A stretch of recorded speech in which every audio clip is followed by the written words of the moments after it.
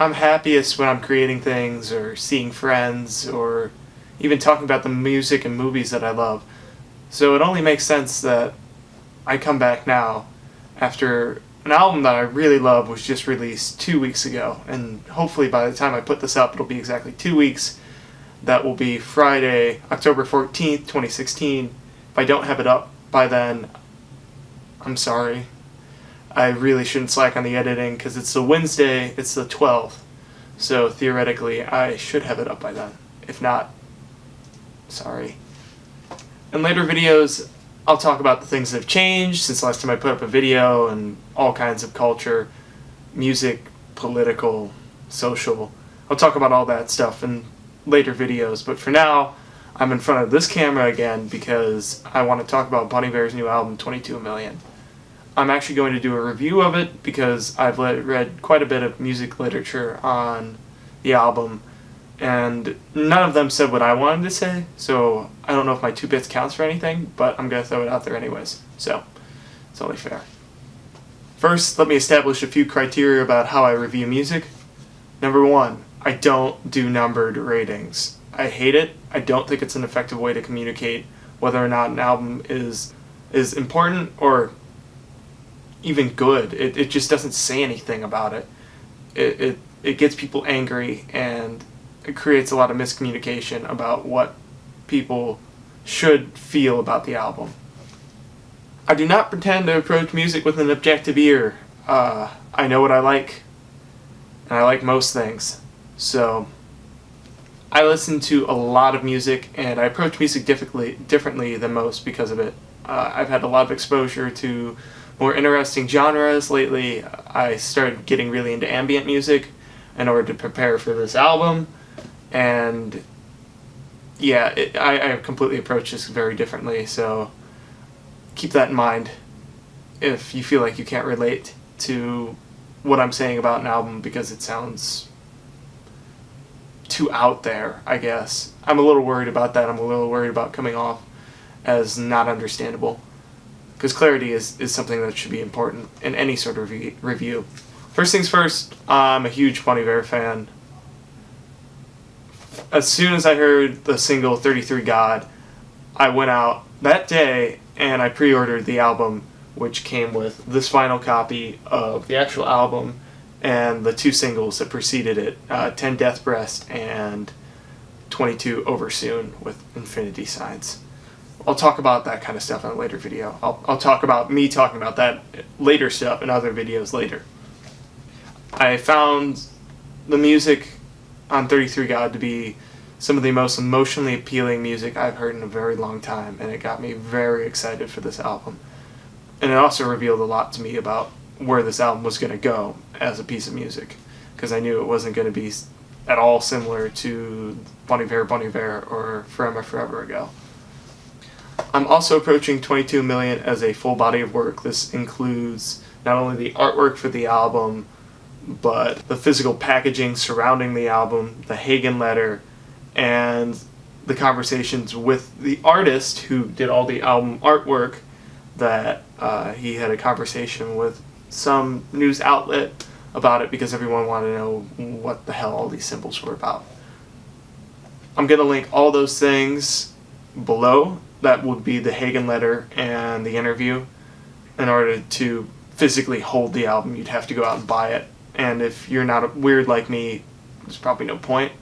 If you know me though, and I'm assuming if you watch this video, you know me, just text me before the next time I see you and I'll bring it. Because I'm totally cool with that. Please. Forgot something very important. Well, reading through my notes here, I forgot something very, very important. Please also look at the music videos beforehand, because they are important to not only the artist's interpretation of the videos, but I think they do a great job of adding visuals to some pretty abstract musical concepts.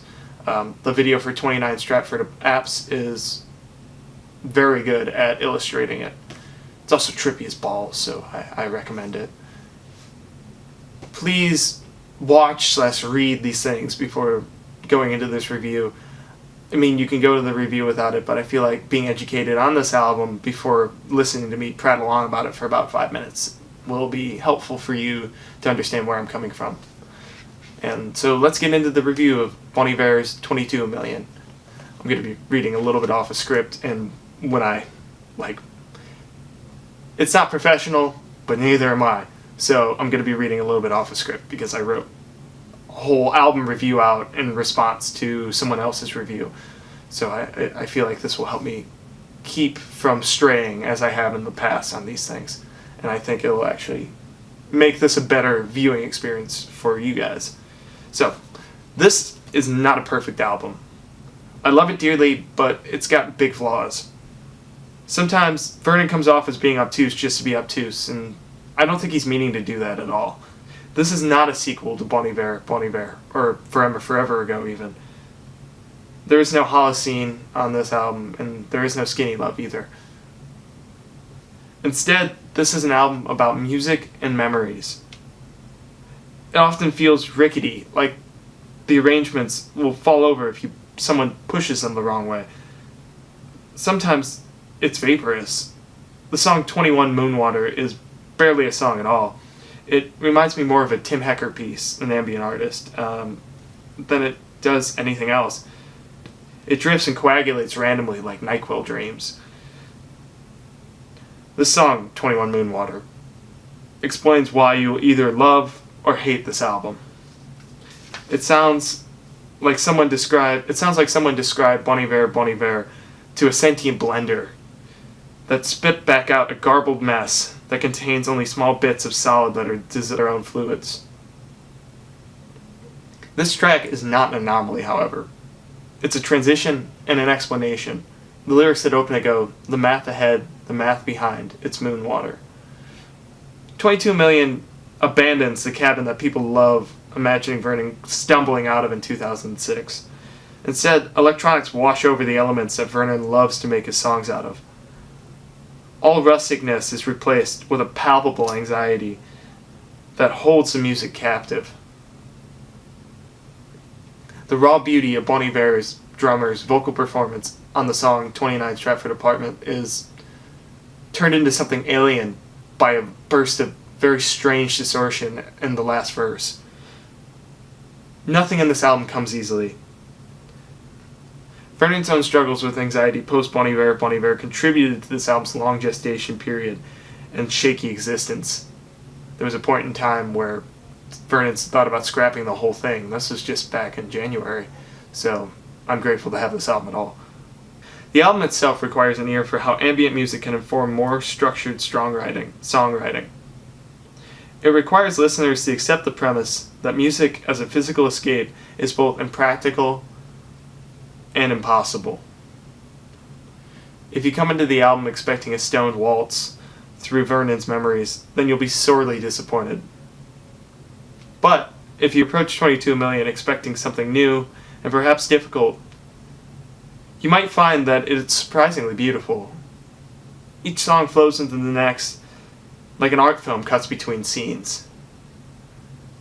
There's no real transition periods, but the album still feels like it could be one long song that moves between suites like a dreamer does between dreams. 22 Million doesn't completely abandon the physicality of Bon Iver, but it does corrupt it. Many of the songs feel unmoored from the place that they came from, but at the same time, they're still connected to that place. Vernon tries to make himself escape through weed, a prominent figure in this album, but always ends up right back where he started. Frustratingly, Vernon avoids conclusions and conflict resolutions on this album like the plague. This can be grating, but after many listens, I've determined that it actually makes this album a more interesting piece, since it's never truly finished. Here's why I moved back to 21 Moonwater to finally draw a conclusion about this album. When I first listened all the way through, 21 Moonwater struck me as useless. It sounded unfinished, unattached, vacant, and more than slightly out of place. However, I've come to realize it is actually 22 Million's key. Vernon is renouncing physicality and song structure as a haven for reality. He's renouncing nostalgia and melancholy as well. Instead, he finds his most recent savior in unfocused rambling that floats in its own ether like a sleeping god. As the math fades, we're left with a song that I find transcendent in a way that I will probably never be able to fully express. Ever. 21 Moonwater leads into 8 Circle, the same way waking up still drunk leads into a Sunday spent in a golden haze of a night ill-remembered. Memory is a prominent feature of this album because it's what makes it possible for disparate sounds and words to sound so right. 22 Million isn't a prism designed to focus light into recognizable patterns, but rather an array of colors and shapes that conjure up emotions. This is catharsis, broken down into its many elements and splattered all over the room. I love this album because it makes sense to me. Every imperfection only makes me a little more lost in it, and honestly, I'm not sure if I ever want to be found. Thanks for watching this, guys. I hope to be putting out more videos soon. As soon as I get done editing this video, or maybe even a little bit before that, I'm going to probably start writing a script analyzing some of the major symbols from the actual album cover and the video. That should be pretty fun, and it'll definitely be more than a little bit of artsy weirdness, so prepare for that.